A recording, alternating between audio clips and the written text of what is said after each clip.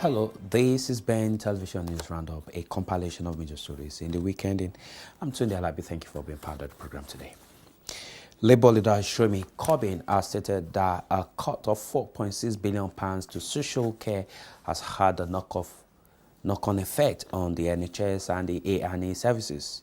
The Labour leader disclosed this during the Prime Minister's question time. Meanwhile, the Prime Minister, Mrs. May, said that the government has given the A&E 1,500 emergency care doctors, including 600 consultants and 2,400 paramedics. Let's actually look at Labour's record on this issue.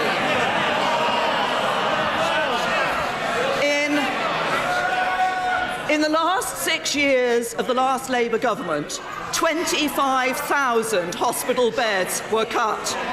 But we don't even need to go as far back as that. Let's just look at what was Labour's policy before the last election. Because before the last election, the Right Honourable Member for Lee, a former Labour Shadow Health Secretary, said the following: "What I'd cut are hospital beds. Labour policy cut hospital beds." Jeremy Corbyn. Mr. Speaker, in 2010, there was the highest ever level of satisfaction with the National Health Service delivered by a Labour government. The British Medical Association tells us, Mr. Speaker, the British Medical Association, its doctors, that 15,000 beds have been cut in the last 6 years, the equivalent of 24 hospitals, and as a result, we have longer waiting times at A&E, record delayed charges, and more people on waiting lists. The Prime Minister claims the NHS is getting the money it needs, so why is it that 1 in 6 of A&E units in England are set for closure or downgrading? Prime Minister. Right Honourable Gentleman, what is happening and what has happened since 2010 in A&E? We see 1,500 more emergency care doctors. That includes 600 more A&E consultants. We've got 2,400 more paramedics. We have more people being seen in accident and emergency every single week under this government. What the NHS... He talks about what the NHS needs. What the NHS needs is more doctors. We're giving it more doctors. What it needs is more funding. We're giving it more funding. What it does not need is a bankrupt economy, which is exactly what Labour would give it. Jeremy Corbyn.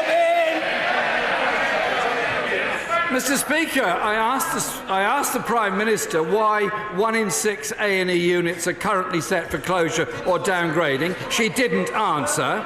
One of the problems, and she well knows this, is the £4.6 billion cut to social care, which has a knock-on effect.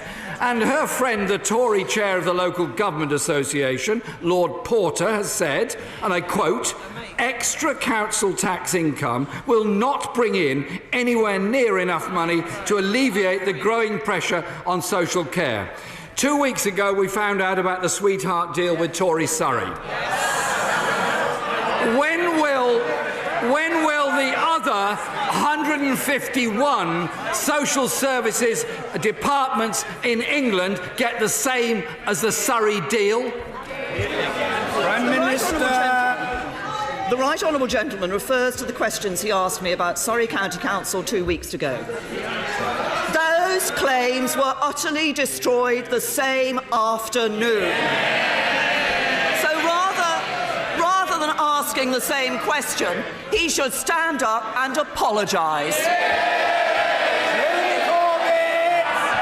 Mr.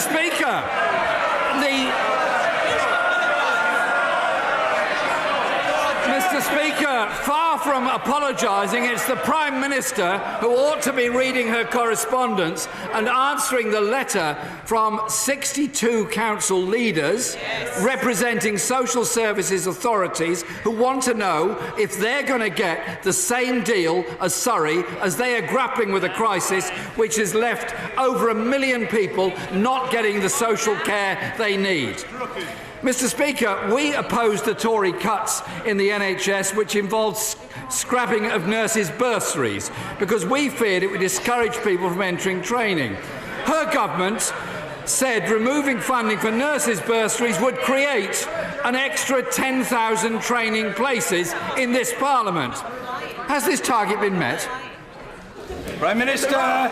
There are 10,000 more training places available for nurses in the NHS. But the Right Honourable Gentleman talks about the amount of money that is being spent on the National Health Service. It is this Conservative government that is putting the extra funding into the NHS. And I remind the Right Honourable Gentleman that we are spending £1.3 billion more on the NHS this year than Labour planned to do if they'd won the election. Jeremy Corbyn. Mr. Speaker, my questions were about the social services funding to pay for social care. No answer. My questions were about the number of nurse training places that are being brought in. No answer. In reality, 10,000 fewer places have been filled because there are fewer applications. There is a problem being built up for the future. And in addition to that, the Royal College of Midwives estimates there's a shortage of 3,500 midwives in England, and the Royal College of Nursing warned the nursing workforce is in crisis. And if fewer nurses graduate in 2020, it will exacerbate what is already an unsustainable situation. Will the Prime Minister at least commit herself to reinstating the nurses' bursary?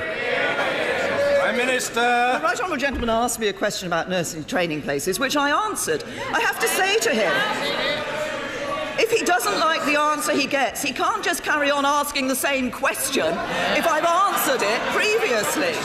He's talking about all these issues in relation to what is happening in the NHS. Let's just look at what is happening in the NHS. We have 1,800 more midwives in the NHS since 2010. We have more people being seen in accident and emergency since 2010. We have more operations taking place every week in the National Health Service. Our National Health Service staff are working hard. They're providing a quality of care for patients up and down the country. What they don't need is a Labour Party policy that leads to a bankrupt economy, because Labour's policy is you spend money on everything, which means you bankrupt the economy, have no money to spend on anything. That doesn't help doctors and nurses, it doesn't help patients, it doesn't help the NHS, and it doesn't help ordinary working families up and down this country. Mr. Speaker, yes, let's look at the National Health Service. Let's thank all those that work so hard in our National Health Service, but recognise the pressures they're under. Today, the Marie Curie Foundation Trust finds that nurses are so overstretched they cannot provide the high-quality care needed for patients at the very end of their lives. The lack of care in community prevents people the dignity of dying at home. There is a nursing shortage. Something should be done about it, such as reinstating the nurses' bursary. Mr. Speaker, her government has put the NHS and social care in a state of emergency. 9 out of 10 NHS trusts are unsafe. 18,000 patients a week are waiting. Mr. Speaker, I repeat the figure. 18,000 patients a week are waiting on trolleys in hospital corridors. 1.2 million, often very dependent. Mr. Speaker, it seems to me that some members don't want to be concerned about the fact that there are 1.2 million elderly people not getting the care that they need. The legacy of her government will be blighting our NHS for decades. Fewer hospitals, fewer A&E departments, fewer nurses, and fewer people getting the care they need. We need a government that puts the NHS first and will invest in our NHS. First of all, I have to say to the Right Honourable Gentleman that he should consider correcting the record because 54% of hospital trusts are considered good or outstanding, quite different from the figure that he has shown. Secondly, I will take no lessons on the NHS from the party. The deputy leader of the Labour Party says we should take lessons from the NHS. I won't take any lessons from the party that presided over Mid-Staffs Hospital and the day when it happened in Mid-Staffs Hospital.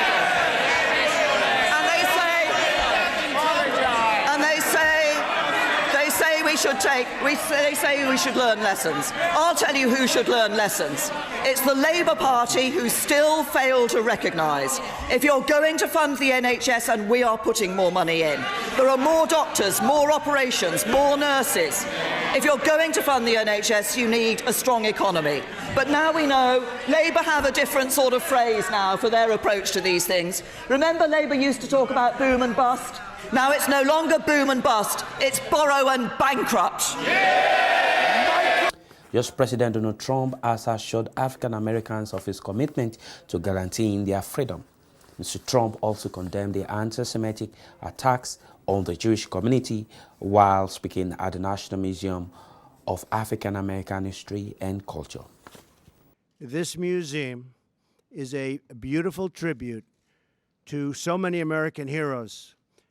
Heroes like Sojourner Truth, Harriet Tubman, Frederick Douglass, Booker T. Washington, Rosa Parks, the Greensboro students, and the African American Medal of Honor recipients, among so many other really incredible heroes. It's amazing to see. We did a pretty comprehensive tour, but not comprehensive enough. So, Lonnie, I'll be back. I told you that. Because I could stay here for a lot longer, believe me. It's really incredible. I'm deeply proud that we now have a museum that honors the millions of African American men and women who built our national heritage, especially when it comes to faith, culture, and the unbreakable American spirit. My wife was here last week and took a tour, and it was something that she's still talking about. Ivanka is here right now. Hi, Ivanka. And it really is very, very special. It's something that, frankly, if you want to know the truth, it's doing so well that everybody's talking about it. I know President Obama was here for the museum's opening last fall, and I'm honored to be the second sitting president to visit this great museum. Etched in the hall that we passed today is a quote from Spotswood Rice, a runaway slave who joined the Union Army. He believed that his fellow African Americans always looked to the United States as the promised land of universal freedom. Today and every day of my presidency, I pledge to do everything I can to continue that promise of freedom for African Americans and for every American. So important, nothing more important. This tour was a meaningful reminder of why we have to fight bigotry, intolerance, and hatred in all of its very ugly forms. The anti-Semitic threats targeting our Jewish community and community centers are horrible and are painful, and a very sad reminder of the work that still must be done to root out hate and prejudice and evil. Economist Mark Zandi has dismissed the possibility of growth in U.S. economy under President Donald Trump, despite a series of record highs in U.S. stocks and growing consumer confidence. The Moody's economist said that it is too early to assess the economy under the current administration. Before the November election, the conventional wisdom was that Donald Trump was bad for the economy. But a month into his presidency, consumers are still spending, U.S. businesses are still hiring, and Wall Street is enjoying its longest winning streak since 1999. We asked Mark Zandi, did the experts get it wrong? No. The Moody's Analytics chief economist stands by his original assessment. Because from a policy perspective, Zandi says the president has yet to deliver on his campaign promises. What he wanted was 11 million undocumented workers to leave the country. What he wanted was a 45% tariff on China, 35% on Mexico. What he wanted was tax cuts and government spending increases that would increase the budget deficit by $10 trillion over 10 years. So if that's what he got, that would lead to a recession. But others say the record run-up in stock prices reflects renewed investor optimism under Trump, most of it driven by expectations of corporate tax cuts and fewer regulations, says PNC senior analyst Gus Fauché on Skype. So they are expecting stronger U.S. economic growth under President Trump, both real growth, that is, after inflation, but also perhaps a bit higher inflation, and that's going to boost profits as well. But enthusiasm surrounding Trump's economic agenda may be waning. Goldman Sachs says investor confidence may have reached its peak. And Kevin Kelly at Recon Capital Partners says markets are close to a tipping point. Now it's focusing on, okay, are we going to get deregulation? Are we going to get taxes? Are things going to be weighing for a while? You know, is it going to be a second half of the year story? So I think that's what's kind of seeping into the market right now. Mark Zandi says the economic impact of a Trump presidency may depend on Republicans in Congress. They favor tax cuts and criticize government spending and deficits. But if lawmakers approve big tax cuts, economists ask, who's going to pay for an infrastructure jobs program or a giant border wall? Meanwhile, Americans have continued to react to President Trump's rally with his supporters in Florida. Analysts say Mr. Trump's attempt to please his core supporters could create some problems. Jean Malone has more. The arrival of Air Force One thrills Trump supporters in Florida as the president holds his first campaign-style rally as commander-in-chief. Thank you, everybody. After a busy and at times chaotic first month in office, Trump was eager to reconnect with his political base. This was a truly great movement, and I want to be here with you, and I will always be with you. I promise you that. Trump supporter Gene Huber was called to the stage, eager to thank the president. When President Trump, during their election, promised all these things that he was going to do for us, I knew he was going to do this for us.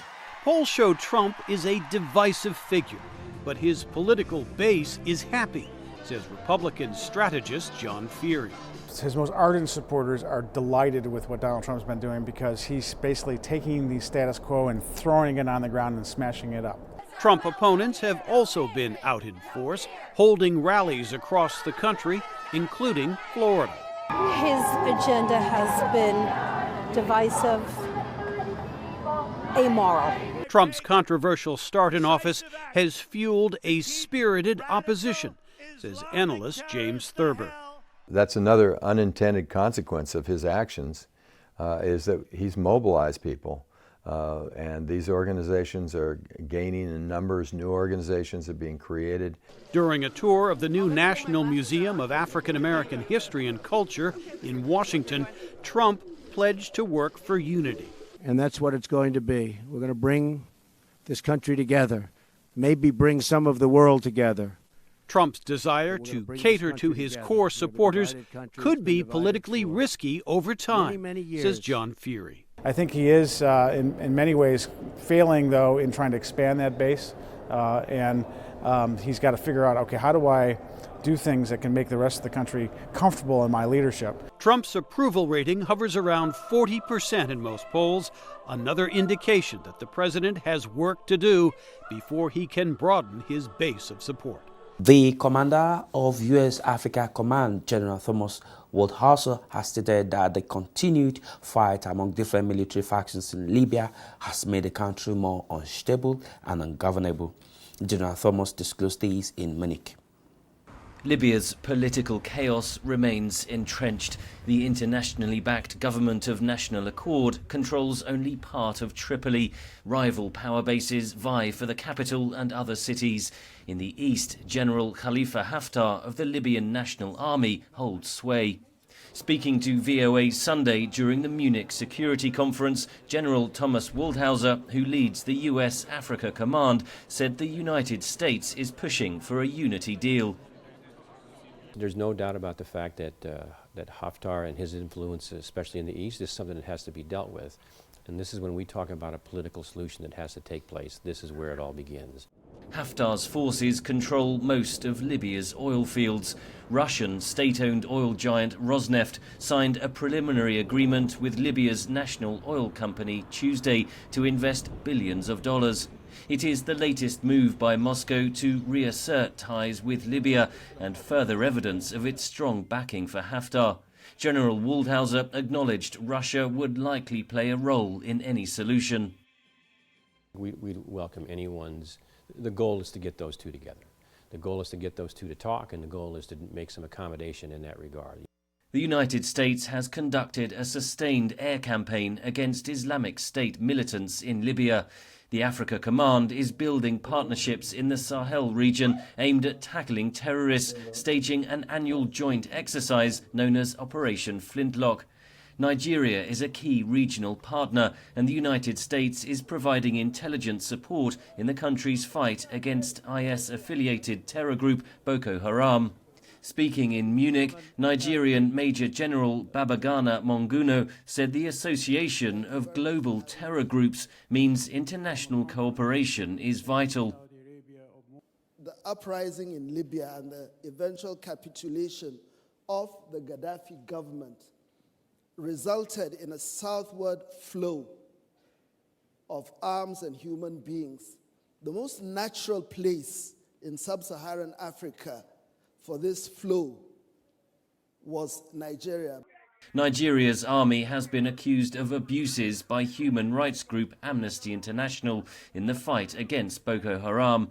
Waldhauser said the US military takes such allegations seriously when working with partners.